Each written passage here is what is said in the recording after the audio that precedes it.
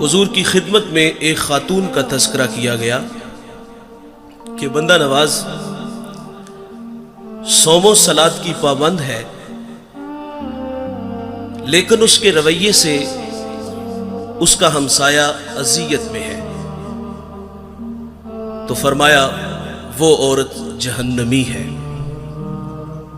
آقا فرماتے ہیں گھر خریدنے سے پہلے ہمسایہ اور سفر کرنے سے پہلے ہم سفر دیکھ لیا کرو۔ اور حضرت علی رضی اللہ تعالیٰ عنہ کا قول ہے، آپ فرماتے ہیں 5 چیزیں سعادت مندی کی نشانیاں ہیں۔ بیوی موافق ہو، بھائی متقی ہو، بیٹے نیک ہوں، اور ان میں ایک فرمایا کہ اس کے پڑوسی اچھے ہوں، اور 5واں فرمایا کہ اس کا رزق اس کے اپنے شہر میں ہو۔ ہمسایہ دیوار کا ہے یا سرحد کا؟ اگر ہمسائے اچھے میسر نہ آئے تو زندگی عذاب ہو جاتی ہے، اور اگر کسی کو اچھے ہمسائے مل جائیں تو یہ بہت بڑی دولت ہے۔ ابو حمزہ ایک بہت بڑے محدث گزرے ہیں، اور ان کے بارے میں مشہور تھا، لوگ کہتے تھے کہ یہ نشہ بیچتے ہیں۔ وہ کوئی منشیات کا کام نہیں کرتے تھے، بلکہ جب وہ حدیث رسول بیان کرتے تو لوگوں پہ نشہ طاری ہو جاتا تھا۔ ابو حمزہ کا ہمسایہ اس کو بامر مجبوری مکان فروخت کرنا پڑا، اور اس نے باہر لکھ کے لگا دیا مکان برائے فروخت، اور نیچے اس کی قیمت بھی لکھ دی 2000 میرے مکان کی قیمت ہے، اور مزید لکھا کہ 2000 ابو حمزہ کی ہمسائیگی کا بھی لوں گا۔ تو لوگوں کی ایک لمبی لائن لگ گئی تھی 4000 دینار دینے کے لیے، اور جب ابو حمزہ کو پتا چلا کہ میرا ہمسایہ مکان بیچ کر کے یہاں سے جا رہا ہے، تو آپ نے خادم کو 4000 دینار دیے اور فرمایا جلدی جاؤ اور یہ میرے ہمسائے کو دے آؤ، اور اس سے کہنا کہ یہ تو ویسے ہی رکھ لے لیکن مجھے چھوڑ کے نہ جانا۔ اچھا ہمسایہ بہت بڑی دولت ہے۔ حضور کی خدمت میں خاتون کا تذکرہ ہے، نمازیں بھی پڑھتی ہے، روزے بھی رکھتی ہے، لیکن زبان کا زہر کوبرا سانپ سے بھی زیادہ زہریلا ہے، تو فرمایا جہنمی ہے۔ اسی طرح ایک اور عورت کا تذکرہ ہوا، معمول کی نمازیں ہیں، معمول کے روزے ہیں، لیکن اس کے رویے سے اس کا ہمسایہ خوش ہے، تو میرے نبی فرماتے ہیں وہ عورت جنتی ہے۔ جنت کا معیار کیا ہے؟ میٹھے بول، اچھے اخلاق۔ امام منذری الترغیب والترہیب میں ایک روایت لائے ہیں، یہ 6 صدی کے محدث ہیں، حدیث کی معتبر کتاب ہے۔ حضور کی خدمت میں ایک جوان حاضر ہوا جس کا نام نامی اسم گرامی جابر بن سلیم تھا۔ حضور سے پہلی ملاقات تھی، اور اللہ نے اپنے محبوب کو یہ کمال بخشا تھا کہ آپ پہلی ہی ملاقات میں اپنا بنا لیتے تھے۔ ان کے بول بہاروں جیسے اور اصحاب ستاروں جیسے، مٹھیاں مٹھیاں بولیاں مدنی ڈول دیاں، کنا دے وچ رہندیاں مشری گول دیاں۔ میٹھی میٹھی باتیں سنی من میں اتر گئی، ایمان نصیب ہوا۔ جانے لگے تو حضور سے عرض کرتے ہیں آقا میرے دامن میں کچھ حکمت کے موتی ڈال دیجئے۔ جو ابھی ابھی ایمان لایا ہے اس کو حضور نبی رحمت صلی اللہ علیہ وسلم نے پہلی نصیحت کیا فرمائی؟ نماز پڑھا کرو، روزے رکھو، حج کے لیے نکلو، مال کے نصاب ہو تو زکات دو۔ جو ابھی ابھی ایمان لایا ہے اس کو سب سے پہلی نصیحت یہ ارشاد فرمائی، لا تسبن احدا فرمایا جابر کسی کو گالی نہ دینا، اس کو اخلاق سکھائے۔ اور آپ فرماتے پھر میں نے ساری زندگی کسی جانور کو بھی گالی نہیں دی۔ ہمارے بچے بولنا سیکھتے ہیں تو گالیاں سیکھتے ہیں۔ ہمارے گھر کا ماحول ایسا ہے، والد بچوں کو گالیاں دیتا ہے، اور وہ بچپن میں سیکھی گالیاں کل بڑے ہو کر وہ والد کو بھی گالی دیتا ہے۔ فرمایا کسی کو گالی نہ دینا، اور میرے نبی کا فرمان ہے مرغے کو گالی نہ دو۔ کیوں؟ فرمایا اس لیے کہ وہ تمہیں نماز کے لیے اٹھاتا ہے۔ یہاں رک کر کے ایک جملہ عرض کروں گا۔ فرمایا مرغے کو گالی نہ دو، وہ تمہیں نماز کے لیے اٹھاتا ہے۔ آج لوگ علماء کو گالیاں دیتے ہیں جو لوگوں کو دین سکھاتے ہیں، جنہیں استنجا کرنے کا بھی پتہ نہیں نہ ہوتا، جو منہ میں آتا ہے وہ کہہ دیتا ہے۔ فرمایا پسو کو بھی گالی نہ دو۔ تعلیم تو یہ ہے کہ کسی پر لعنت بھی نہ کرو۔ سیدنا صدیق اکبر رضی اللہ تعالیٰ عنہ فرماتے ہیں ایک دن مجھے غلام پہ غصہ آ گیا اور میں نے اس پہ لعنت کر دی، تو نبی رحمت صلی اللہ علیہ وسلم فرماتے لعین وصدیقین کلا ورب الکعبہ، صدیق بھی ہو اور لعنت بھی کرے، رب کعبہ کی قسم ایسا ہرگز نہیں ہو سکتا۔ تو آپ جی ہی جی میں شرمسار ہوئے اور اس غلام کو آپ نے کفارے کے طور پہ آزاد کر دیا۔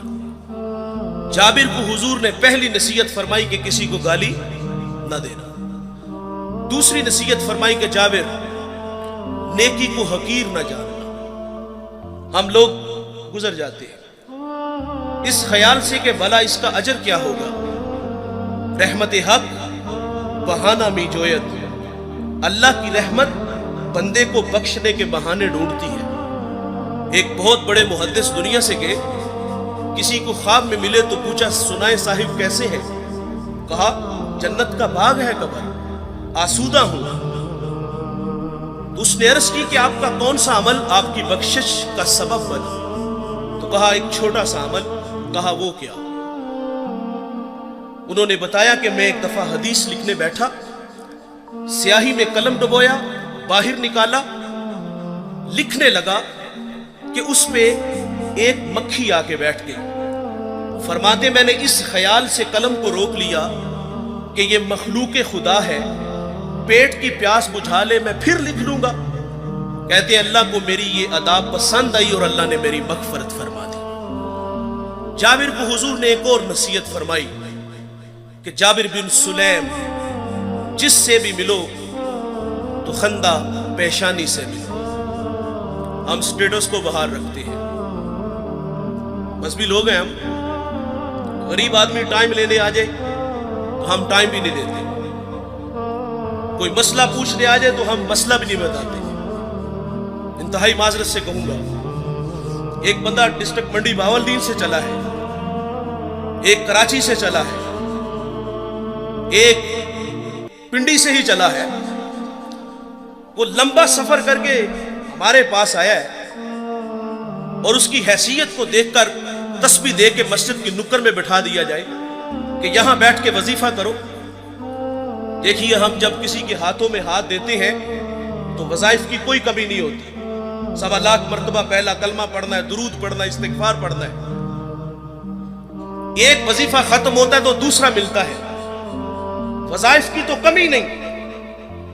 وہ تو کوئی کندھا تلاش کرنے آیا تھا کہ جہاں سر رکھ کے وہ روئے، وہ من کا کوئی دکھڑا کہنے آیا تھا، لیکن اس کو نظر انداز کیوں کیا گیا کہ اس کے پاس صرف آنے جانے کا کرایہ ہے۔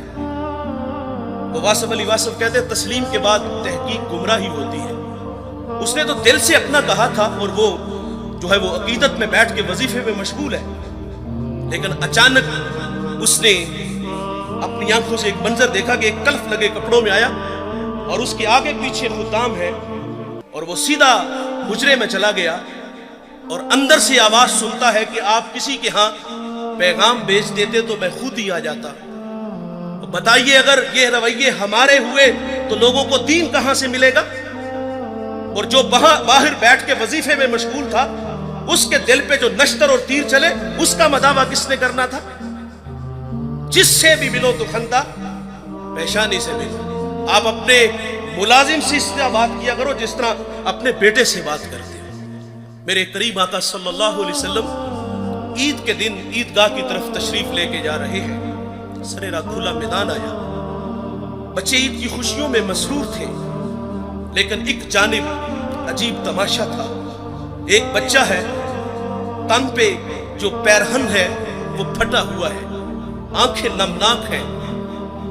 حضور گزرے کہ اس بچے کو دیکھا تو قدم رک گئے اور فرمایا بیٹے آپ کیوں رو رہے ہو؟ شاید کہ وہ حضور کو پہچان نہ سکا.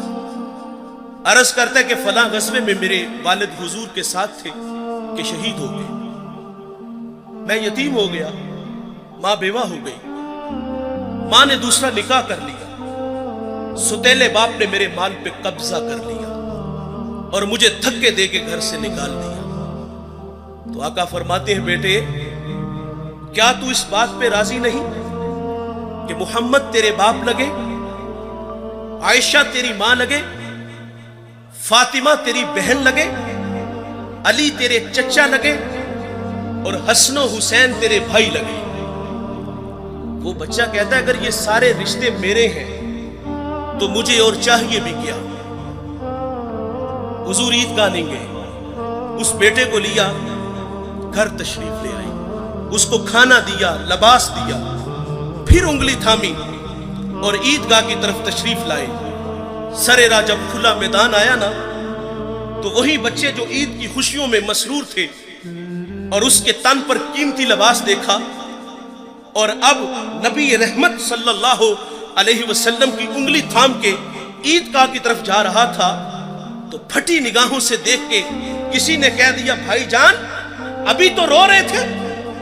اب فخر سے کہتا ہے میں بھوکا تھا مجھے کھانا ملا، میں ننگا تھا مجھے لباس ملا، میں یتیم تھا مجھے ابو جی محمد ملے، عائشہ ماں ملی، فاطمہ بہن ملی، علی چچا ملے، حسن و حسین بھائی ملے. وہ کہتا ہے اب بھی میں رہوں. جس سے بھی ملو تو خندہ پیشانی سے. امام راضی ایک یتیم کا تذکرہ کرتے ہیں. جب اس کا والد دنیا سے چلا گیا تو ماں کے تن پہ جو قمیض تھی وہ جگہ جگہ سے پھٹی ہوئی تھی. ماں سے کہتا ہے ماں اگر رخصت دو تو چچا سے آپ کے لیے قمیض نہ لے آؤں. ماں نے کہا بیٹے تو عرب کی روایت سے واقف نہیں، تیرا چچا تجھے قمیض نہیں دے گا دھکے دے گا. بچپنے کی معصومیت تھی کہ محبت میں ماں سے الجھ بیٹھا. کہتا ہے ماں کیوں نہیں دے گا، میرے والد کا بھائی ہے، بہت سارے حق بنتے ہیں. جب ضد بڑی تو ماں نے اجازت دے دی. یہ بچہ چچا کے دروازے میں آیا، دستک دی. چچا کے بیٹے باہر آئے اور یہ ان سے باتیں کرنے لگا. اس نے کیا کہا ہوگا کہ چلو باہر کھیلنے چلتے ہیں، یا کوئی کل کا پروگرام بنانے گیا تھا. نہیں دوستو، وہ کیا کسی مفکر نے کہا تھا کہ غریب کی جوانی جنگل کا پھول اور سردیوں کی چاندنی یوں ہی بیکار جاتی ہے. غریب کو تو جوانی میں بال سنوارنے کا بھی موقع نہیں ملتا. یقیناً اس نے کہا ہوگا کہ تمہاری چچی کے تن پہ جو قمیض ہے وہ جگہ جگہ سے پھٹی ہوئی ہے اور میں سوالی بن کے تمہارے دروازے پر آیا ہوں. ابھی یہ باتیں ہو رہی تھی کہ چچا بھی آ گیا. چچا نے بھتیجے کو دیکھا تو کیا پچھلا بھائی یاد آ گیا؟ نہیں. کیا آنکھیں نمناک ہوئی؟ نہیں. کیا دل میں کوئی گداز اترا؟ نہیں دوستو. کیا شفقت کے لیے اس نے بازو پھیلائے؟ نہیں میرے بھائی. اس نے اپنے بچوں کو کمرے میں بھیجا اور یتیم کو دھکا دیتے ہوئے کہتا ہے منحوس پلٹ جا، کہیں تیری نحوست کی وجہ سے میرے بچے یتیم نہ ہو جائیں. آپ گینا دل ٹوٹ گیا، آنکھوں سے آنسو بہ نکلے. آقا فرماتے جب یتیم روتا ہے تو اللہ کا عرش بھی کانپ اٹھتا ہے. یہ دکھتا ہوا دل لے کے واپس پلٹا. سرے راہ حضور کے غلام سے ملاقات ہوئی. اس نے کہا بچے کیوں رو رہے ہو؟ کسی نے مارا؟ کسی نے دل دکھایا؟ کہا ہاں مجھے عرب کی تلخ ہواؤں نے رلا دیا. میں یتیم ہوں، دھکے کھا کے آیا ہوں۔ تو کہا بیٹے گھبرا نہیں، اس دنیا میں وہ آ گیا ہے جو دکھیوں کے دکھ بانٹتا ہے، جو بے سہاروں کو سہارا دیتا ہے، وہ نبیوں میں رحمت لقب پانے والا، مرادیں غریبوں کی بھر لانے والا، وہ اپنے پراؤں کا غم کھانے والا، مصیبت میں غیروں کے کام آنے والا۔ کہا میرے نبی محمد دنیا میں جلوہ گر ہو چکے ہیں، اس وقت حرم میں بیٹھے ہیں، جاؤ جو مانگو گے وہ عطا کریں گے۔ یہ بچہ گھر آیا، ماں نے کہا بیٹے تجھے منع کیا تھا۔ کہا ماں تو نے سچ کہا، لیکن ماں عرب کا معاشرہ ابھی اتنا بھی بے رحم نہیں ہوا۔ سنا ہے ماں ایک ایسا ہے جو جھڑکتا نہیں، ایک ایسا ہے جو جھولی بھرتا ہے۔ ماں کہتی بیٹے وہ کون ہے؟ اس نے کہا زمانہ اس کو محمد صلی اللہ علیہ وسلم کے نام سے جانتا ہے۔ جب حضور کا نام سنا تو ماں چونک سی جاتی ہے۔ کہا بیٹے نہیں جانے دوں گی۔ کہا ماں کیوں نہیں جانے دو گی؟ تو والدہ کہتی سنا ہے جو اس سے ملتا ہے وہ اپنی باتیں بھول جاتا ہے اور اس کے دین دھرم کو قبول کرتا ہے۔ اس نے کہا ماں میں نے قمیض لینی ہے، دے دے گے ٹھیک، نہیں تو لوٹ آؤں گا۔ یہ بچہ حضور کی خدمت میں حاضر ہوا۔ اس پہ کچھ تقاضے بنتے تھے، مانگنے کے کچھ آداب ہوتے ہیں نا۔ سائل ہمارے دروازوں پر بھی آتے ہیں اور کیا کچھ نہیں ہمیں کہتے، سیٹھ صاحب، شیخ صاحب، مولانا صاحب، کاروبار کے لیے دعائیں، بچوں کو دعائیں، پھر مٹھی آٹا یا 2 آنے ملتے ہیں۔ اس بچے پہ تقاضا بنتا تھا پہلے یتیمی کا داغ دکھاتا، پھر اپنوں کے رویے بتاتا، پھر سرے راہ ملنے والے حضور کے غلام کی کہانی چھیڑتا کہ میں نے سنا ہے آپ کے بارے میں، آپ بڑے رحیم ہو، بڑے کریم ہو، مہربان ہو، جو مانگو عطا کرتے ہو۔ اتنا تو حق بنتا تھا، لیکن دوستو اس بچے نے کوئی ایسی بات نہیں کی۔ اس نے آگے کہا جناب والا میں نے آپ کے دین کو قبول نہیں کرنا، میں آپ سے ایک قمیض لینے آیا ہوں، میری ماں کے تن پہ جو قمیض ہے وہ جگہ جگہ سے پھٹی ہوئی ہے۔ حضور ناراض نہیں ہوتے، قمیض کے بٹن کھولتے ہیں، اتارتے ہیں اور اس یتیم کو عطا فرما دیتے ہیں، اور پھر یوں بازو پھیلا کے فرمایا آجو بیٹے میں محمد کے سینے سے لگ جاؤں، جس سے بھی ملو تو خندہ پیشانی سے ملو۔ جابر بن سلیم رضی اللہ تعالیٰ عنہ فرماتے ہیں حضور نے مجھے ایک اور نصیحت ارشاد فرمائی۔ جابر بن سلیم کسی کو شرمندہ نہ کرنا، یہ بھی اخلاق سے گری ہوئی بات ہے اور ہم قدم قدم پہ کرتے ہیں۔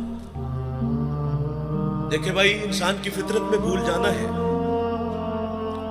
کوئی بندہ مرنے سے پہلے آ جائے، ہاتھ جوڑ کے کہہ دے کہ یا اللہ آج کے بعد گناہ نہیں کروں گا، یہ اس کا وعدہ ہے کہ جو میری چوکھٹ پہ 2 آنسو لے آتا ہے میں اس کے گناہ کو لوح محفوظ سے مٹا دیتا ہوں۔ ہم تو مائل بکرم ہے کوئی سائل ہی نہیں، راہ دکھلائیں کسے کوئی رہروے منزل ہی نہیں۔ جو گناہ چھوڑ دیتے ہیں عادت باری تعالیٰ ہے، وہ ان کے گناہوں کو معاف کر دیتا ہے۔ بنی اسرائیل میں ایک جوان تھا جس کا نام کفل ہے۔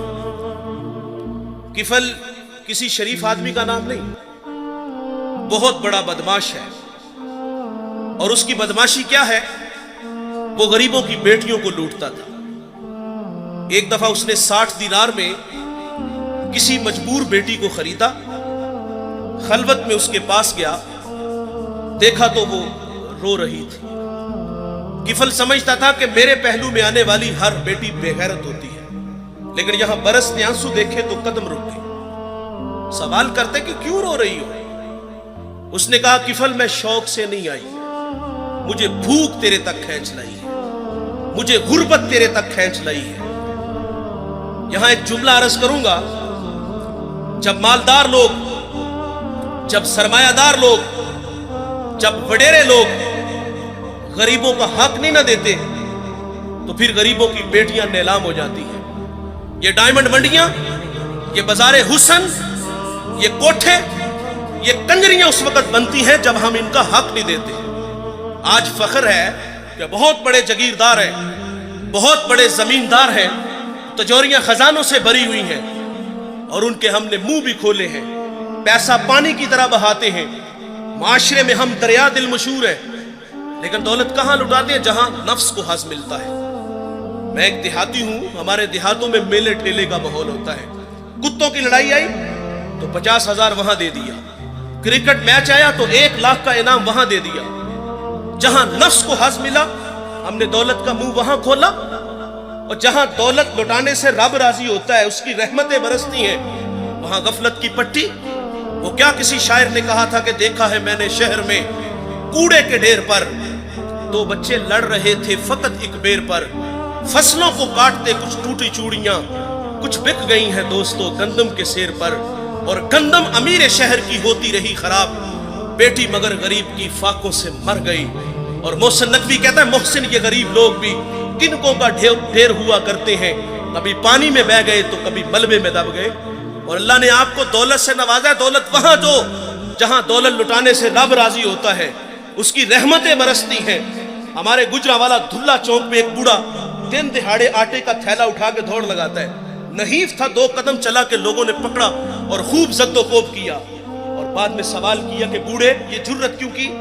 تو وہ بوڑھا رونے لگا، وہ کہتا ہے 1 ہفتہ ہو گیا مجھے اس چوک میں آ کے کھڑا ہوتا ہوں مزدوری کے لیے، اور مجھے بوڑھا سمجھ کے لوگ چھوڑ کے چلے جاتے ہیں، ہفتہ ہو گئے بچے بھوک سے مر رہے ہیں، آج ان کی بھوک دیکھی نہیں گئی تو چوری پہ جو ہے وہ آمادہ ہوا، اور دولت یہاں لٹاؤ۔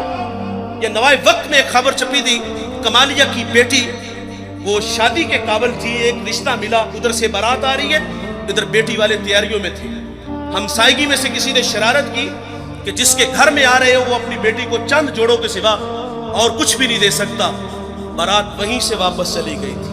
بتاؤ اس بیٹی کے دل پہ جو کچوکے اور زخم لگے تھے اس کا مداوع کس نے کرنا تھا؟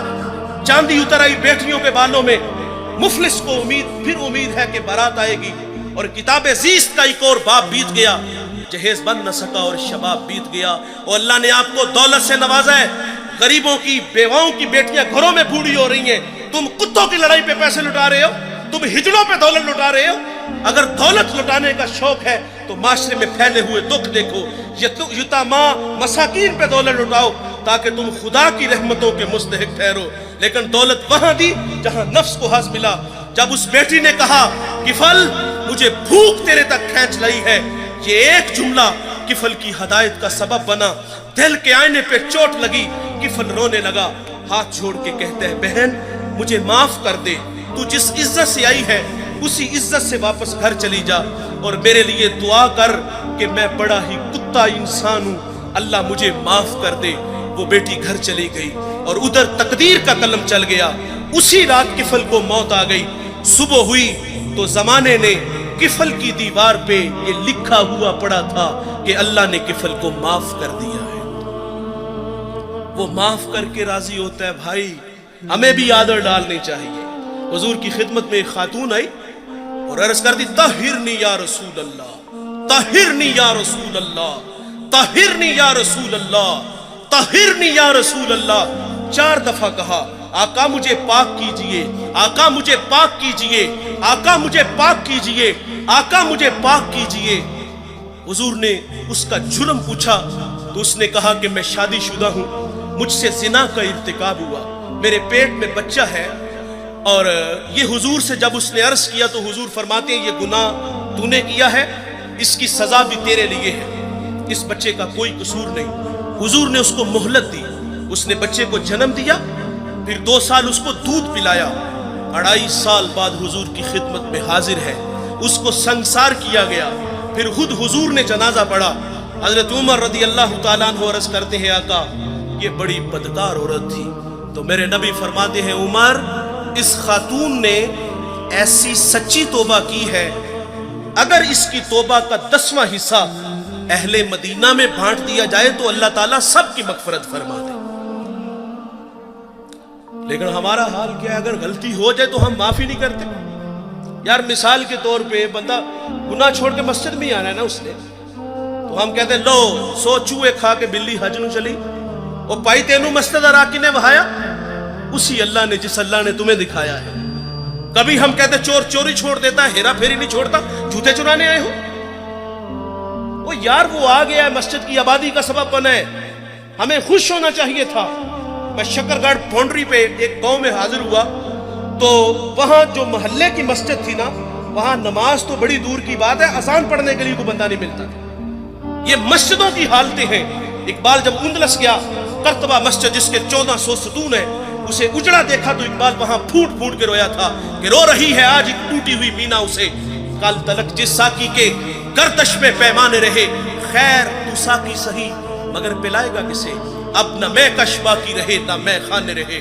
اقبال کہتا ہے وائز قوم کی وہ پختہ خیالی نہ رہی، برق طبعی نہ رہی، شعلہ مکالی نہ رہی، رہ گئی رسم آذاں روح بلالی نہ رہی، فلسفہ رہ گیا تلقین غزالی نہ رہی، اور مسجد مرثیہ خواہ ہے کہ نمازی نہ رہے، یعنی صاحب اوصاف وہ حجازی نہ رہے. اللہ کے گھر تو ویران ہے، اگر کسی کی پیشانی میں سجدوں کا نور ٹپک رہا ہے، وہ اللہ کے گھر میں حاضر ہے، ہمیں تو خوش ہونا چاہیے تھا، لیکن ہم شرمندہ کرتے ہیں. جب اللہ معاف کر دیتا ہے تو ہمیں بھی عادت ڈالنی چاہیے. علامہ سعدی لکھتے ہیں، شارح مسلم مفسر قرآن، ایک بوڑھے کا تذکرہ کرتے، وہ ہر سال حج کے لیے جاتا تھا. ایک دفعہ کسی نوجوان کو ان کے ساتھ جانے کا اتفاق ہوا، اللہ کے گھر میں پہنچے تو بوڑھے نے لبیک کہا. عاطف سے آواز آئی لا لبیک، کہ بوڑھے تیرا کوئی حج نہیں. جو ساتھ نوجوان تھا وہ چونک سا گیا. اس نے کہا بابا جی آواز نہیں سنی؟ تو کہا بیٹے یہ آواز میں 70 سال سے سن رہا ہوں. تو وہ جوان کہتا ہے کہ بابا جی آپ پھر بھی آتے ہو؟ اب کلیجہ پھٹنے لگا، رو کے کہا کہ بیٹے بتا اس در کے علاوہ کوئی اور در ہے جہاں جا کے میں دامن پھیلاؤں؟ بس اتنا کہنا تھا کہ رحمت خدا بندی جوش میں آئی. عاطف سے آواز آتی ہے کہ جا بوڑھے ہم نے تیرے 70 کے 70 حج قبول کر لیے.